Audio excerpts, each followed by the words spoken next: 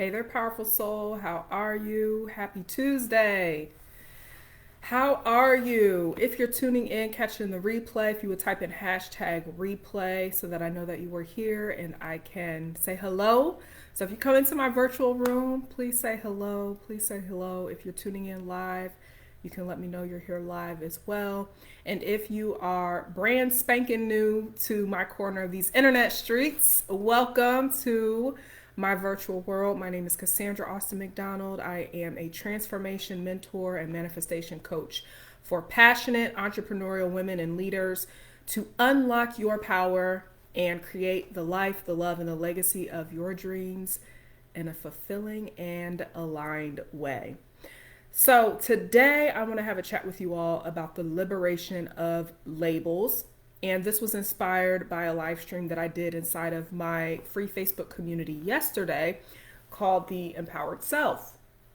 And inside of there, I did a poll naming different topics that those inside of my community may be interested in leveling up in this last quarter of 2022. We're in the last leg of the year.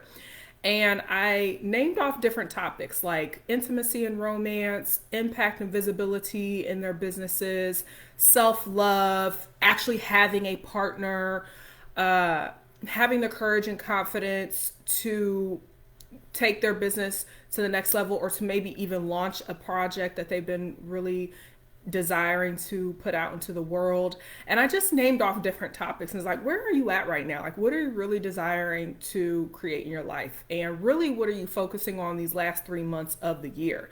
And there were two topics that were the top two. And the first one was the intimacy and romance. And then the second one was the impact and visibility.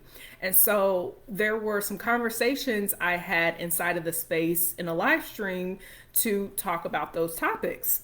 And a question came up inside of there, which is actually a frequent question that I receive. And it was about labels. It was about labels. Hold on now. We got stuff popping up. We don't got time for that. Oh, you know what? Good morning, Alice. How are you, love? So, before I jump into this, if you know someone that would be interested in hearing what I'm about to share, please share this live stream. And I just remembered, I said, you know what? I need to share this. And so we're going to take a live stream share, pause for a moment, and share this with those who may be interested in hearing this information. So let me go ahead and do that really quickly because there are some people who are connected to me in other spaces and places who may be interested in hearing this. Thank you so much, Alice. I appreciate you, dear. Okay.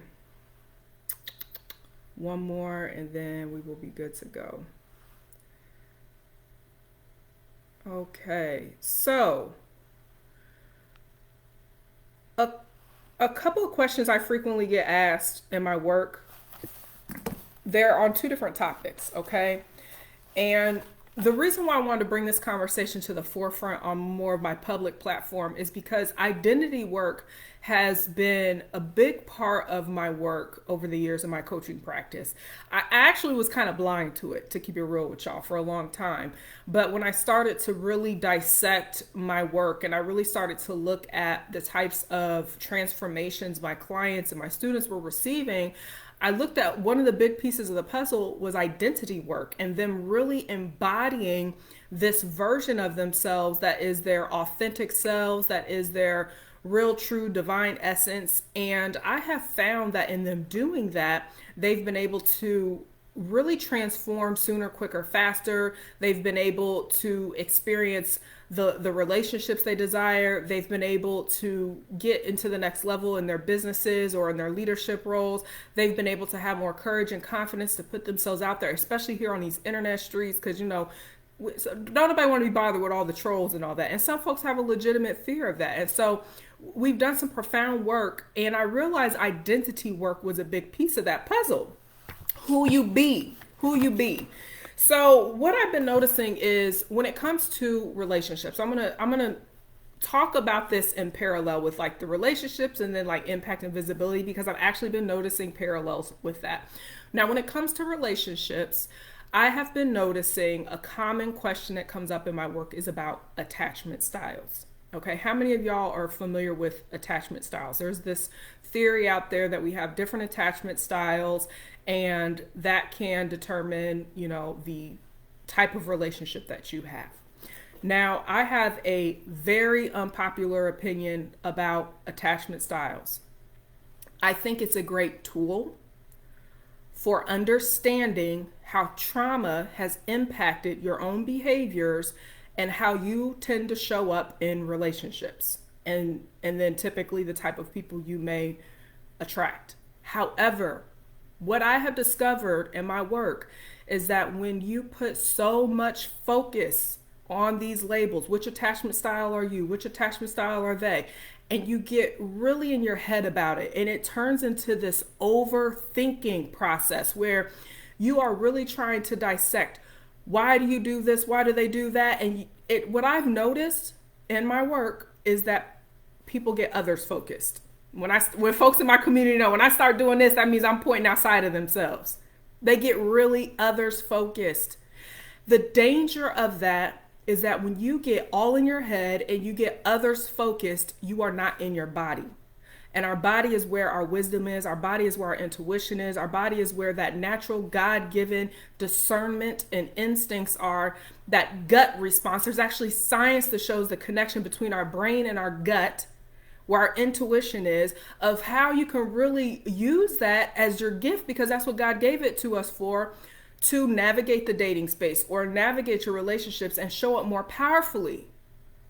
But what I found is when people get so attached to these labels, they get so attached to what attachment style is this person, what attachment style is that person, and trying to navigate it from that lens instead of using it as just a tool, it's almost like they allow it to consume their identity and they get attached to the label, and that label becomes their guiding light rather than their own inner divine wisdom that God has already placed on the inside of us all. We all have wisdom, we all have intuition, we all have this discernment, but you have to be connected, you have to be cultivating it. And I'll share in a little bit about the blocks that I have found that block that. But when you get too attached to labels, I find you get to overthinking, you get others focused, and you're no longer in your own power. And that is where the road gets slippery. Alice says, I've been leaning into my intuition more since finding you. It's already paying off in small ways. I can hear my own voice more. The proof is in the pudding.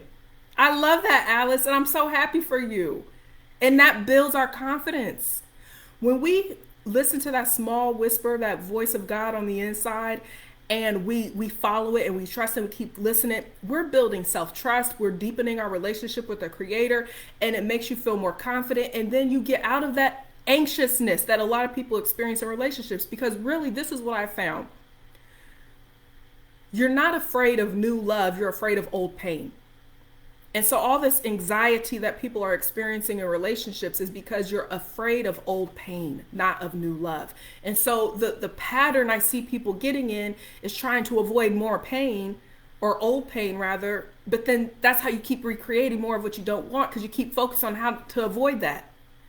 And so the way to get out of that cycle is to first, you have to detach your identity from these labels. It's a tool, not an identifier of who you are. And when you can just look at it as a tool, look at it as something like, okay, it's giving me information to understand why I show up a certain way and why I do this, but it's not here to identify who I am. It's not here to put me in a box. It's not here to create this label of myself. She said, can you put that on a t-shirt? Put the quote so I can know which one you're talking about. And we will make that, okay? Then what happens is you're able to be in your power, but you give your power away to these labels. When we sit here and try to figure out how all of who we are, we're too big to fit into one label.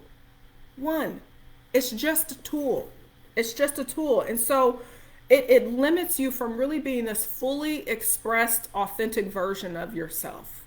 And although I am a big advocate for trauma work, that's a big part of how I started in this work, was trauma work. and it's continued to evolve and grow where now I focus on a lot of other things also in addition to doing the trauma work. She says t-shirt or plaque quote. Thank you, Alice. I appreciate you. But when you attach all of who you are to a label, you're giving your power away. You're giving your power away. I've experienced it. I've seen women experience it. I've seen clients experience it. You're not afraid of new love, but old pain. Yeah. Now that one, I definitely need to put that on a t-shirt for real. Because that is nothing further but the truth.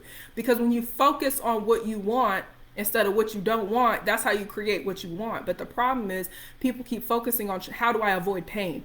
How do I avoid getting hurt again? How do I avoid that past experience from happening again? And where your focus goes, your energy flows. Where your focus goes, your energy flows. And so no wonder people are talking about they got anxious, avoidant attachment styles because you're focused on avoiding pain. And so your energy is going into anxiety. And so use it as a tool, not just as this all-encompassing identifier for who you are, because you're so much more than the tool. You're so much more than your past experiences that have created these patterns and behaviors that have created these experiences that you don't want. You're so much more than that. There's so much more to you than that.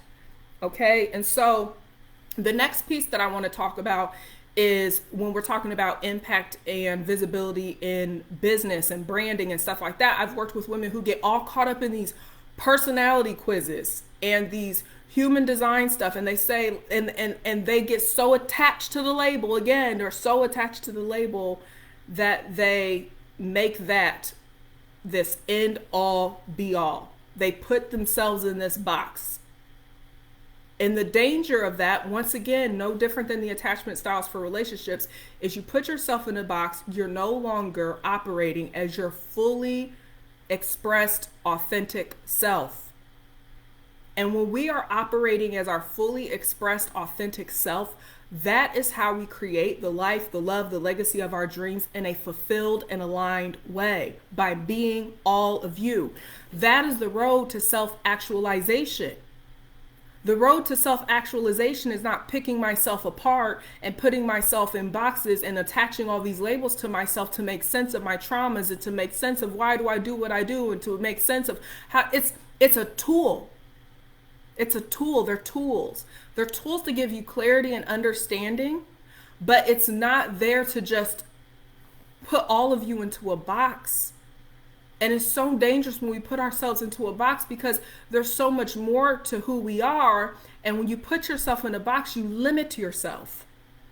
You limit yourself of what you're capable of. You limit yourself of what you're capable of experiencing. You limit yourself to having new experiences and relationships and opportunities that are in alignment with your desires and your dreams and your destiny. But when you attach who you be to all these labels and you make that the end all be all, you're taking your own self out the game. And I wanted to have this conversation because it keeps coming up, whether if it's about the attachment theories in relationships or it's about these personality quizzes in business and branding. And I keep seeing it over and over again where people are getting so attached to these labels. And what happens is you become others focused. For instance, in business and branding, people get so focused on what's going out here in these internet streets. And that's how you get caught in comparisonitis. That's how you get caught in imposter syndrome. And then that leads to self-sabotage. You take yourself out the game.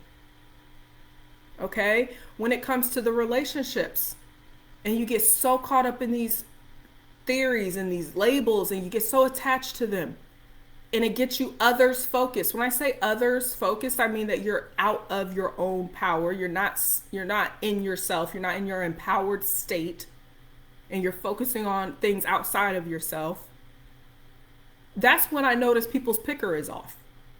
That's when I notice people recreate patterns and behaviors that create these relationship dynamics that they really don't want, but they get frustrated and they don't understand, why do I keep either meeting the same type of person with a different name and a different face, or me and my current partner keep going in this cycle of experiencing the same thing. And what you really want is deeper intimacy and romance and connection and love and bliss and fulfillment in your relationship. But instead you're over here on this monkey show Hey there, Anka. She says, "Hey, Christina, so true what you say. Thank you for being here, dear. You're on this monkey show. You're just circling around like a little hamster on a hamster wheel." So I want to share with you all what it looks like to get off the hamster wheel.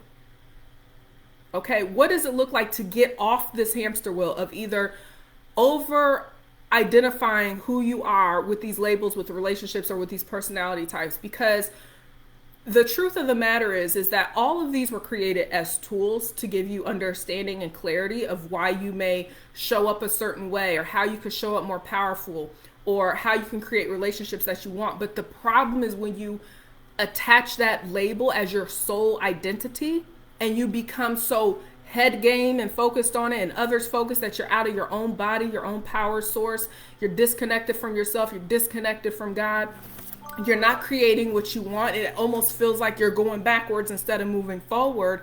That's when we have to look at, have you been using this label as your guiding light rather than your own power within, that God-given power within, your own intuition?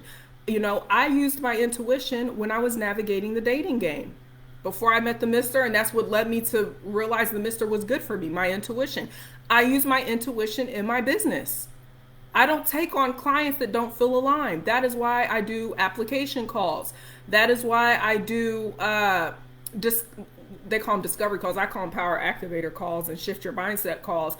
I have an introductory conversation with someone so I can feel if it's aligned or not. So I'm not going to take on anybody just because they got the money to pay. I use my intuition. But if I sat here and looked at all these little assessments that everybody said on these personality quizzes that, oh, you should do this and you should do that, and I disconnect myself from my own power source, I'm going to be Hot Mess Express over here. Nobody has time for that. I don't have time to be burned out and overwhelmed and resentful. Okay, that's just no bueno. So the thing is that when it comes to detaching from these labels, and specifically I want to talk about detaching from the labels that were formed due to trauma, okay? Because a lot of these attachment theories and mental health labels, they come from trauma. And what I have discovered is when, and I know Alice talked about this inside of our group yesterday, but when you heal the root, you change the fruit. It's so simple, you guys. A lot of these teachings out there have made it so complicated where it could seem like you're jumping through hoops and hurdles to try to figure out how to get what you want, whether if it's fabulous relationships where it's connected and you have the intimacy and you have the love and passion and connection and the romance, or if it's the impact and the visibility in your business and you want to have the confidence and the boldness to show up and really be an impactful leader in your industry, whatever it looks like for you. It's really first understanding that if you're struggling in one of those two areas, really looking at what needs to be healed from the root to change your fruit. And a lot of times people look at trauma like this big boogeyman word, and they think that they've had to go through some type of abuse or violence or violation. And trauma is a lot more complex than that. It's not just these big, grandiose, harmful incidences. It's really, in layman's terms, an experience that caused emotional impact. That's simple. An experience that caused emotional impact to you. And as a result, it created some thought patterns. It created some beliefs. It created behaviors. And we can go on and on from there. What else it can create? It can create addictions. It can create habits that are not healthy. I mean, it can go on and on. But it's simply an experience that caused an emotional impact. Okay, so that could look like so many different things. The range is so big. It doesn't mean that you had an abusive childhood and all this trauma. You know, I hear so many people say, well, I didn't have any trauma. But then when we start figuring out, well, why can't you get on camera and do a live stream? Oh, I got picked on when I was 10. That could be a form of trauma. We call that little t. Okay, and so it's little stuff that people think is irrelevant, little stuff that people think that doesn't matter, but actually tends to surface when you're really desiring to create the love, the relationship, or the legacy of your dreams in a fulfilling and aligned way. And you start to notice these things start to surface. Your memory starts to bring up to your conscious mind, oh yeah, I remember when this guy I dated back in the day did this thing. But you, because it wasn't this big thing, you just cast it off as no big deal. But it was actually the little lingering thing that was blocking you from intimacy. It was the little lingering thing that was blocking you from deeper connections. So the first thing is healing the root. Okay. The next thing is that you have to rewire the thoughts, the patterns, and the beliefs that were created from those experiences that either conditioned you or programmed you to believe whatever it is you believe and to think however you think. There's neuroplasticity science that shows that we can rewire our thoughts. Okay, we can rewire our programming, we can rewire our beliefs. And so you're not stuck in that way of being. And that is why I find so much danger in attaching yourself to these labels, because you're literally reprogramming yourself to say, I'm an anxious person, I'm an anxious person, I'm an anxious person. Well, how are you going to be free from that if you keep reaffirming that every time you speak it out of your mouth? A better way to say is that maybe you notice you get anxious when you have a certain experience because your nervous system is responding to that experience. But to call yourself this is very detrimental to your identity. And so it's little simple reframes like that that could create profound shifts for you and breakthroughs in your relationships, in your business, in your company, whatever it is you're working on.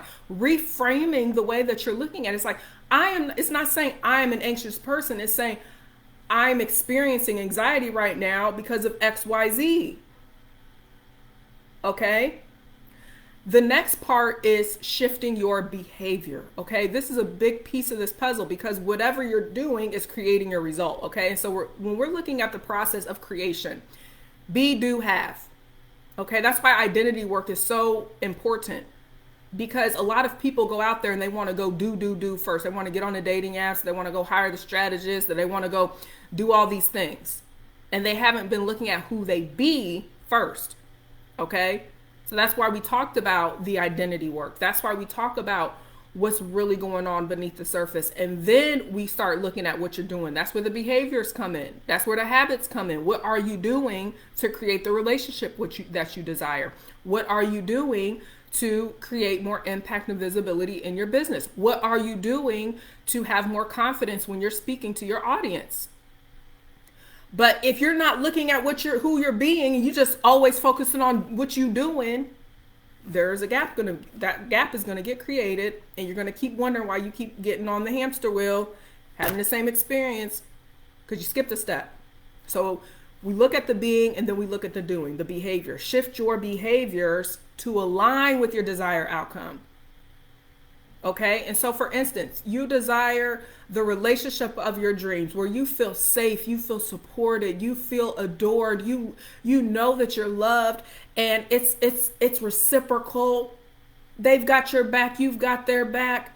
There's intimacy, there's romance, there's good sex, there's good communication. You guys can have the hard chats in a respectful way. It's just a whole vibe. Y'all are the type of couple that when y'all go out and you're hanging around people, they say, we want what they got. Who you're being and what you're doing is what creates that. Who you're being and what you're doing is what creates that. That stuff doesn't just magically happen. I have spoken with so many people that have gotten out of their power. Women are the most powerful creatures on this planet. I believe we're so powerful. But you get out of your power when you get others focused and you start blaming and complaining, talking about what your partner is or isn't doing, or you start saying there's pee in the dating pool, or you start saying everybody's a narcissist and everybody's toxic. That's just not the truth. Yeah, there are narcissistic people out there. I've experienced them. I've encountered them. But when you're not looking at your being and you've gotten out of your body and you're others focused, and then you're not focusing on how to shift your behaviors, well, how do you do that? Well, let's start with, are you listening to your own intuition? Did your intuition say, don't go on a date with that person, and you did it anyway and you had a terrible time and now you're mad? Did your intuition say that this is actually a really good person, but because your friend said that he's lame, you didn't give him a chance? Really starting to be honest. Or if you already have your person and your intuition says, you know what, you was wrong, you need to apologize and make it right. It's not them, it's you. You need to apologize and make it right. But your pride and your ego won't let you. So Alice says, you're so right. Moving forward, I'll never call myself anxious avoidant again. And Alice, it's okay to say that you are noticing that you tend to have anxious and avoidant behaviors, but you never want to make the I am after that. When we put anything after I am, we assume that identity. Anything that comes after I am, we are assuming that identity. And that is why we have to be so careful about what we say. And I'm going to share my story here in a moment. Hey there, Angel. She says, I recently met a couple like that in my salon. Oh, the couple that, on which side of the spectrum? Because I don't even know which, I get on my little tangents and rants. I'm like, I don't even remember what I was going. So I want to share with you all a little bit about my story and why liberation from labels has been revolutionary for me. Okay. Now, first I'm going to talk about my relationship, and then I'm going to talk about what I do as a coach and a speaker and a teacher. For a long time, I was attaching my past, the trauma, to my identity. I experienced a lot of trauma. And for a long time, I had embodied the identity of a traumatized person. And I would say things like, I'm an empath and I'm always attracted to narcissists. And guess what would happen? Exactly that. And I would get so annoyed. And I couldn't understand for the life of me, because the teachings that I was consuming back then was talking about empaths and narcissists and codependency, but it was not in an empowering way. And I started to learn that, this isn't very empowering. This is not very empowering. So you're meaning to tell me I'm going to have a target on my back for the rest of my life because I have a kind heart and a sensitive spirit and a good soul, that I'm always going to be a target? That doesn't sound very promising or empowering. And so one of the labels I decided to detach from was calling myself an empath. I know this is going to bother some folks. And the reason I did that is because I was putting my entire identity under that label. And I was starting to use that as a pass for why I was attracting narcissistic people into my life. And it was turning into a pattern. And guess who has the power to break the patterns? Not somebody outside of yourself, you. I had to wake up and realize I keep speaking this. I keep recreating this with my mouth. Because I had assumed this identity, I had embodied this identity, and I attached this result to this identity. No wonder I keep experiencing this over and over and over again. And so I detach from that. And I say the characteristics that I have, but I don't attach who I am to this label anymore. And so, yes, I'm very empathic. Yes, I'm very intuitive. Yes, I have a sensitive spirit. Yes, I'm very discerning. Yes, I'm prophetic. Yes, I'm sharp in the spirit. And I have good boundaries. And I trust myself. And I trust when God shows me who someone is the first time around. I don't need people to get me 4 and 5 times and keep getting stabbed in the back and hurt 20 million times to trust what they showed me. But it took me to own who I am in a powerful and empowering way, and to stop saying that I attract narcissists, for me to stop doing that. That is when my relationships changed. My romantic relationships, my sisterhood relationships, because I stopped attaching who I am to these experiences. I was saying, oh, I'm just doomed for life. I guess I'm always going to attract narcissists. Well, that just doesn't sound that sounds depressing as F, doesn't it? Really depressing. But that's the teachings that I was hearing about. And it was not very empowering. And I was like, but where does my power come in? Because greater is he that is in me than he that is in the world. That is a scripture. So you meaning to tell me that the power of God is not greater than the little demons and gremlins crawling around on this planet? Like, that don't sound very empowering. No, I'm not doing that anymore. So I stopped, and guess what happened? My outcomes changed. My relationships changed. My results changed. Okay, let's see here. Angel says, they just flowed together like kindred spirits. He had her back. She had his. He took care of her as she had to be replacing him. There was an easy flow between them that was noticeable. I love that. I love that. That makes so much sense. Angel says, I struggle with all of that. Never trust myself. Make excuses for people doing things that I wouldn't do to them. Not trusting my intuition and no boundaries. Yes, and so this is where you get to take your power back. Detach from these labels. These labels are there to provide information, to give you some understanding about why you may do what you do, but they're not there to make you who you are. There's so much danger in attaching who you are to these labels. I'm telling you, I did it for a long time, and I felt disempowered, and I felt helpless, and I felt like I was doomed to always be in these certain circumstances, and it was just hot mess express. And it got to this point where I finally started to take my power back and reclaim my power and say, you know what? There's a scripture that says, greater is he that is in me than he that is in the world, meaning greater is the Spirit of God that is residing on the inside of me than any demonic force that is in this planet. And so why in the heck am I sitting here professing and proclaiming that I am a magnet for no? So you mean to tell me that my entire life is going to be that? No. And so I had to detach from that label. And the way I choose to describe who I am and my experiences are characteristics and in behaviors and in traits. But as human beings, we are so complex. We're so much bigger than that. We were literally created in the image of the creator of all things. God said that we were created in his image. You think God is saying that I'm an empath and I attract narcissists and I'm an anxious avoidant and I'm always going to be in toxic relationships and trauma bonds and because of this personality type, I can only show up this one way in my business and I can only brand myself this way? No! Ain't no limitations on a creator, so why do we put limitations on ourselves? Why do we do that to ourselves? Because of conditioning, because of programming, because that's what people tell us that we should do to fit into somebody's box. Because deep down, one of our core human needs is belonging. The desire and the need to belong. And when we find a label, when we find a title that resonates with us and we feel like we understand and we can get how we can show up a certain way and why we've been getting certain results, we attach to it for that need for belonging. But that is a wounded place if you're doing it for that reason. Angel says, I made a post about limitations this morning. Look at that alignment. See, I love it. I love it. And now when it comes to my business and my leadership, for a long time, I wasn't fully embodying my leadership because of trauma.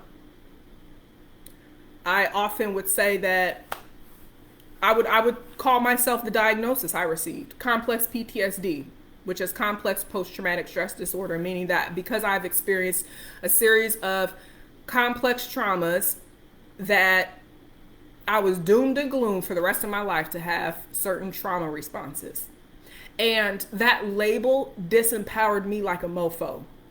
When I tell you that label had put me in such a terrible box, for a long time, I did not think I could be a CEO or a businesswoman or a leader, or I could put myself out there because of that label. That label limited me in the worst way. Now, do I have triggers at times? And as a result of that trigger, I may have a trauma response and I'm healing those triggers and I'm rewiring the neural pathways that created trauma responses, and I'm reprogramming and conditioning myself to have new responses to my reality? Absolutely. But doesn't it sound more empowering to say that than to say, I have PTSD and for the rest of my life, I'm just going to be a traumatized individual? No, there's no power in that. And I would give my power away to these labels, and it was affecting my leadership. It was affecting my confidence showing up here online, in my business, It was affecting everything because I kept saying, I am, ... And so we have to be so mindful about what we put after I am. And when it comes to trauma, I understand the trauma community out there, they get really religious and they get really evangelical about the trauma work. And I get it because I'm a trauma survivor and overcomer and thriver also. I put all that behind there because listen, we ain't stopping at the survivor. We going with all the rest. And I also believe that we have so much more power in the healing. The type of experiences that I have been able to create in my life today do not make sense. The relationship I have based off of the traumas do not make sense. Twana says, I love the concept of being mindful of the I am statements. Thank you for sharing. You're so welcome. Thank you for being here. Because all of the messages I heard throughout my life with these attachment styles and this and that and the empath and the narcissist and the personality types and all that, they were all limiting me. They all felt like somebody was putting shackles on me, that they were tying my hands behind my back and they were putting tape over my mouth. And I couldn't be my fully authentic expressed self. It wasn't until I decided that I'm not going to keep identifying who I am with these labels and titles. Hey, Rev. Anka says, I love the I am statement as well. Yes, I had to stop because it was disempowering me.